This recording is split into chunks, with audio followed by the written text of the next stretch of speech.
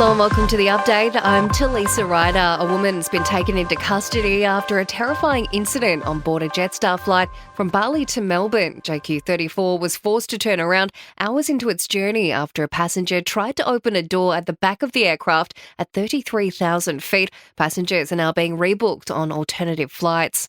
Anthony Albanese has sent a blunt warning to Donald Trump over looming US tariffs. America's trade representatives are raising concerns about Australia's pharmaceutical benefits scheme, social media laws and biosecurity restrictions, but the Prime Minister says he won't compromise on critical policies. Those issues are not up for negotiation from the Australian government. We will defend Australia's interests.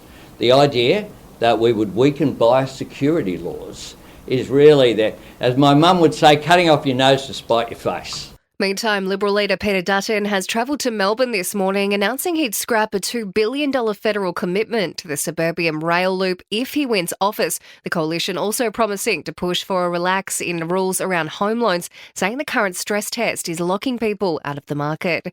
The Reserve Bank will hand down its next interest rate decision today. Rates were cut last month, but most analysts believe there will be no extra relief for mortgage holders today. And the hit show Adolescence will be shown in schools in the UK to open up discussions about violent misogyny and other social media content. Prime Minister Keir Starmer is supporting a Netflix initiative to show the 4-part drama at no cost. Youth experts now rallying to have the same done here in Australia. Sport and entertainment are next. In sport, the Matildas are rallying around Sam Kerr following her return to camp with her national teammates. The star striker will remain captain, with Football Australia acknowledging her remorse for her drunken abuse of a London police officer. Meanwhile, Novak Djokovic is praising 19-year-old Jacob Mensik as the future of tennis. The teenager beat Djokovic in straight sets to win the Miami Masters title. And Cameron Green will use a stint in county cricket to push his case for a return to Australia in the June's World Test Championship final against South Africa. In entertainment news, Miley Cyrus is counting down the hours until she releases her newest music. She's given fans a sneak peek of End of the World, which is out on April 3. Let's pretend it's not the end of the world.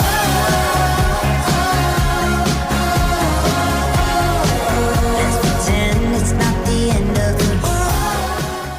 In other entertainment news, Dame Helen Mirren has let loose on her thoughts on the James Bond franchise. The Oscar-winning actress admitting in an interview that she's never really liked it and how the women were portrayed in the iconic action films.